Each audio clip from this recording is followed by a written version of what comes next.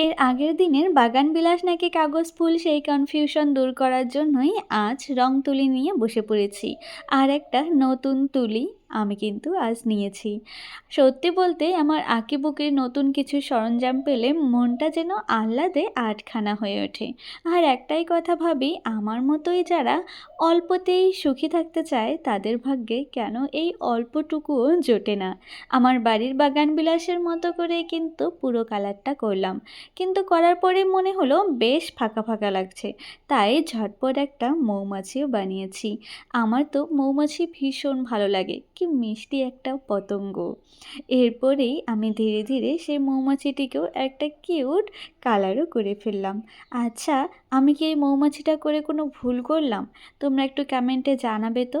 এর আগেই ভালো ছিল নাকি মৌমাছিটা দেওয়ার পরেই?